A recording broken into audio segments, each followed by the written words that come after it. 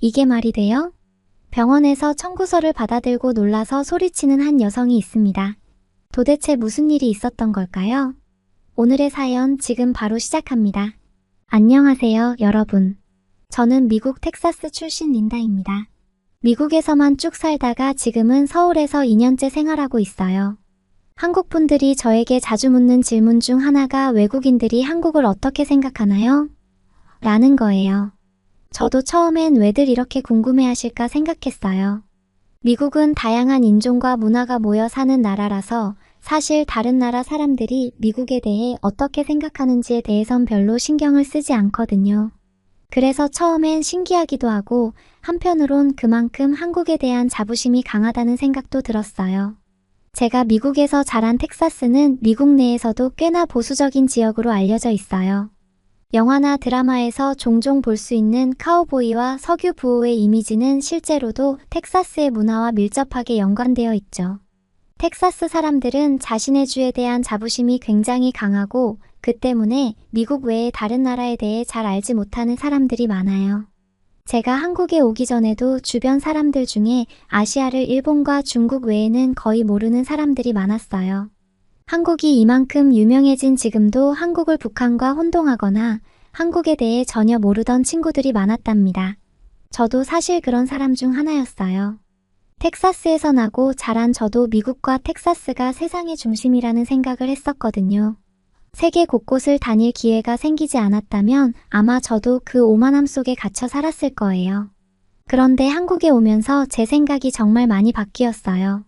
한국과 미국, 이 두 나라는 정말 너무나 다르고 그 차이 때문에 매일이 새롭고 놀라웠답니다. 처음 한국에 도착했을 때 가장 먼저 저를 놀라게 했던 건 인천공항이었어요. 저는 여러 나라를 다녀봤지만 이렇게 잘 정비되고 빠른 와이파이가 제공되는 공항은 처음이었어요. 입국 수속도 너무나 매끄럽고 빠르게 진행됐고 공항이 얼마나 청결한지 모를 정도였어요. 그리고 공항철도를 타고 서울로 들어가는데 그 기차 안에서도 와이파이가 너무 잘 터지는 거예요. 미국에서라면 상상도 할 수 없는 일이었죠. 서울에 도착한 첫날 밤 저는 동료들과 함께 식사를 하러 갔는데 시차 때문에 저녁 시간인데도 정신이 멍했어요. 그런데도 동료들이 늦은 시간이니까 가볍게 먹자라고 하더라고요. 저는 미국의 기준으로 밤 9시 이후면 대부분의 식당들이 문을 닫을 거라고 생각했어요. 그래서 어디서 식사를 하려고 하지? 하고 궁금했는데 그 말이 끝나기 무섭게 사람들이 저녁을 먹고 있더라고요. 그때 처음으로 한국의 야경을 제대로 느낄 수 있었어요. 한국은 밤에도 도시가 활기차고 사람들이 늦게까지 바깥에서 시간을 보내는 모습을 보니 정말 신선한 충격이었어요. 미국에서라면 저녁 6시만 되어도 상점들이 하나둘 문을 닫기 시작하죠. 밤이 되면 거리가 어두워지고 사람도 거의 없어요. 특히 여성들이 혼자 밤에 다니는 건 위험한 일로 여겨집니다. 그래서 밤에는 집에서 가족들과 시간을 보내는 것이 일반적이에요. 사실 가족을 소중히 여기는 문화 때문이기도 하지만 한편으로는 할 수 있는 일이 별로 없기 때문에 집에 있는 경우가 많아요. 하지만 한국은 정말 달랐어요. 밤이 되면 오히려 활기가 넘쳐요. 길거리에 사람들이 많고 식당이나 카페, 편의점 등 거의 모든 상점들이 늦게까지 문을 열고 있어요. 밤늦게도 혼자 조깅을 하거나 산책을 하는 여성들을 쉽게 볼 수 있었어요. 한국에서는 이런 밤 문화가 당연한 것처럼 보였지만 저에게는 정말 신기한 경험이었어요. 한국에서의 생활은 처음부터 끝까지 편리함과 쾌적함 그 자체였어요. 저녁 늦게 배가 고파도 편의점에 가서 간단하게 사올 수 있고 조금 멀리 나가면 24시간 영업하는 음식점도 많아요. 미국에서는 전혀 상상할 수 없는 일이었죠. 제가 서울에서 가장 좋아하는 장소 중 하나는 한강공원이에요. 서울 도심 속에서 이렇게 넓고 아름다운 강이 흐르고 그 주변이 공원으로 잘 조성되어 있다는 게 정말 놀라웠어요. 특히 동료들과 함께 한강공원에서 운동을 하거나 피크닉을 즐기는 시간이 정말 좋았어요. 한 번은 동료들과 한강에서 타코스를 포장해서 함께 먹었는데 한강의 밤바람을 느끼며 먹는 타코스 맛이 정말 일품이었어요.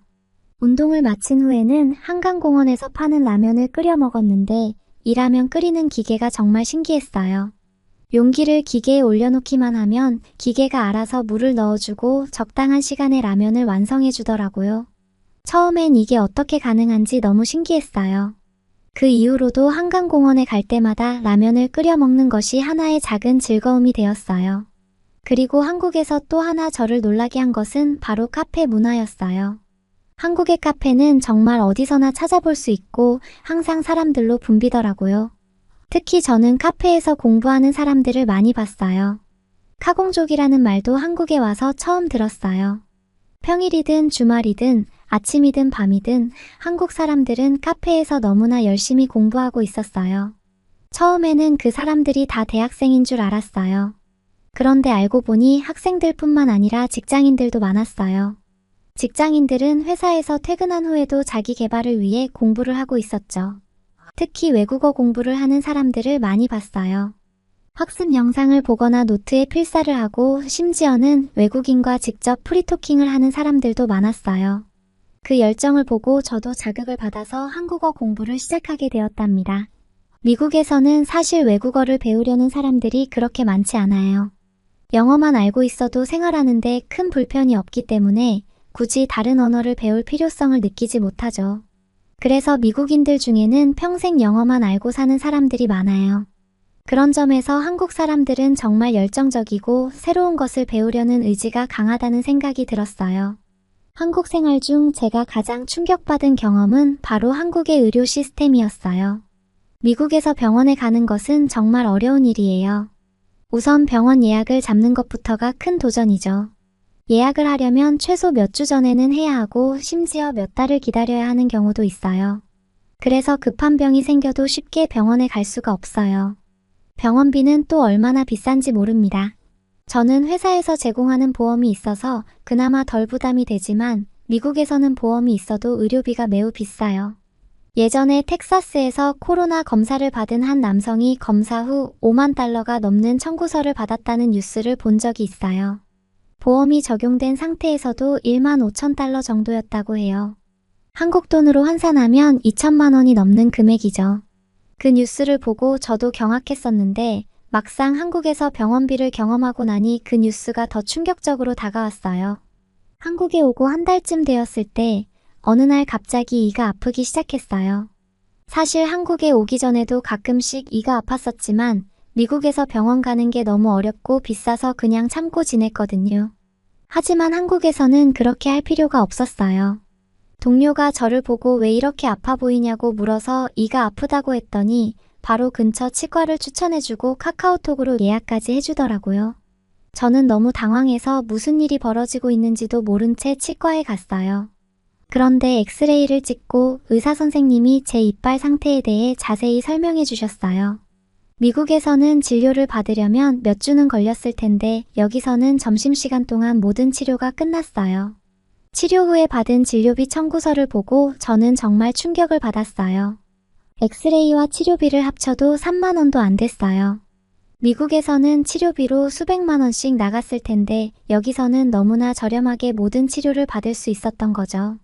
다음 주에 스케일링을 할 예정인데 그것도 2만 원 정도밖에 안 든다고 하더라고요. 미국에서는 병원비가 너무 비싸서 웬만한 병은 참거나 약으로 해결하려고 해요.